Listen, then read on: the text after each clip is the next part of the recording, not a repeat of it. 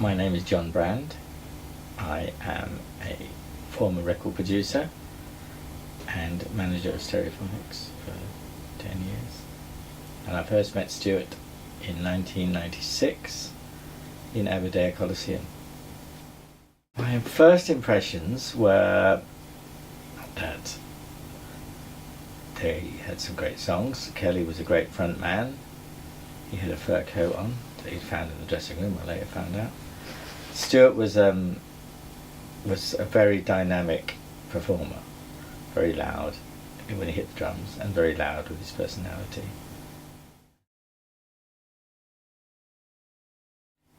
He loved it. He loved the fame, he loved the glory, he loved the wine, he loved the freebies. He didn't like the travelling after a while, but he responded really well. He really thoroughly enjoyed it. They all enjoyed it, but Stuart was, he loved the success, and though he never moved away from Aberdare, it was part of his life really. But he enjoyed being a rock star, and made a lot of friends. Enjoyed his life. Can you think?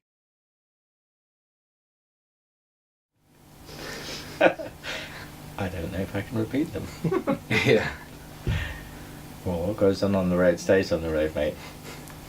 Well, I was telling one this afternoon about him playing golf. He was a great golfer, and we first played golf in Australia, and he was a very powerful guy, as you might realise being a drummer.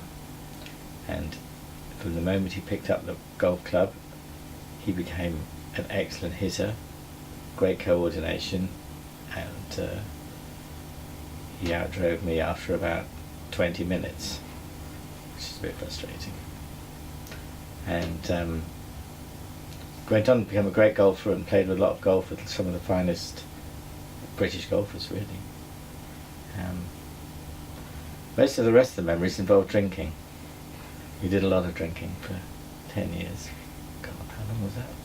More than 10 years. 15, 16 years. I don't know, remind me of a few. You were there most of the time, but not all the time. Can you remember when we flew into Sweden for the U2 gig and he took the controls of the plane?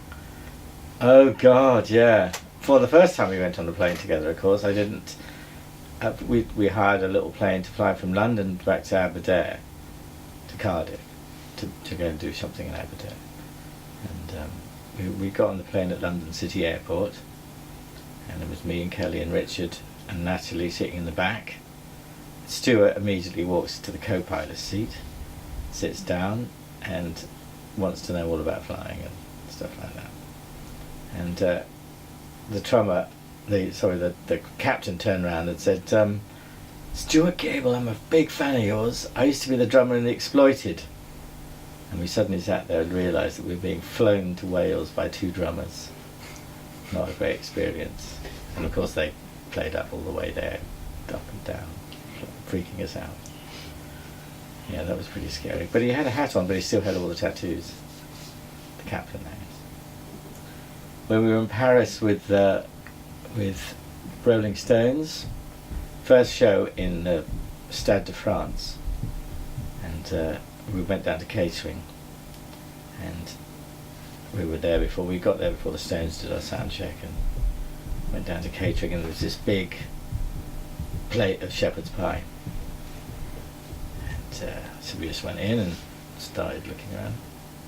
Stuart helped himself to shepherd's pie, and we took it back to the dressing room. We were sitting eating. Mick Jagger walks in, sees Stuart eating the shepherd's pie, and goes bananas at Stuart, and he's like, "What on earth are you doing?"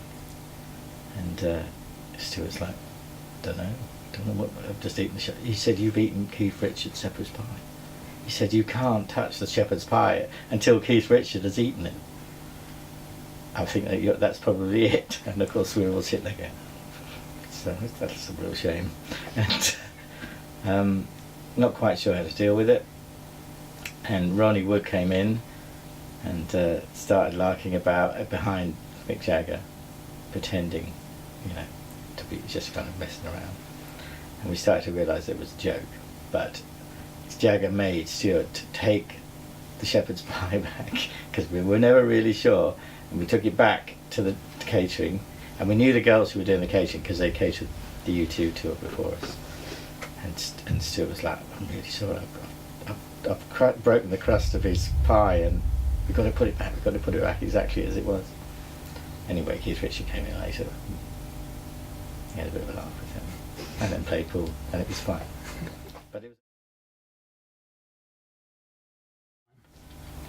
But it was wonderful. Obviously, he was a great guy. Not only was he a great musician, but he was a great guy. And we had, he was a good drummer. He wasn't the best drummer in the world. He was the first person to admit that. But he hit the drums hard, and he never liked playing to a click track. We had producers early on who wanted to really tie him down. But he always admired the big drummers like John Bonham and Keith Moon, and once he was able to play on his own, that's what he enjoyed most. No, it was a great experience. He was fun to be with. Took it very seriously when he had to take it seriously. Liked to wind everybody up. But he was a powerhouse of that trio, and they lost a lot when he left.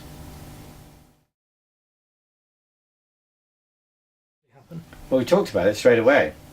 We were like, yeah, we're going to put a new band together and we're going to go out and do stuff. So Killing for Company took about 3 years, was it? 4 years, something like that. And in the meantime, of course, he did his Kerrang stuff and the cable TV and established himself as a broadcaster, and was very good at that. Won some awards at that. But no, I mean, I've got tapes of stuff we did straight after with other musicians. I mean, we started off doing it, most of it at his house. And even though I was credited as a producer, my role as a producer was very much to kind of guide them through what they were doing and how they wanted to produce the record themselves musically and artistically. And I tried to help them with the arrangements and stuff at the beginning. Most of it, though, was deciding on what were the great songs, and it took a long time to come up with an album's worth of songs before we really started honing it down into a record. Which was why, I guess that was probably 18 months once we got the band going. The final record, I think it represented them at the time. I think there were some really good songs on it. I think had Stuart not died, we would have been able to make it pretty successful because it was a good record, and I think it was a better record to come as well. I think by the time we'd finished that one, it was obvious that we probably needed to do another one because the band were finding their feet and evolving as a band, which is not unusual.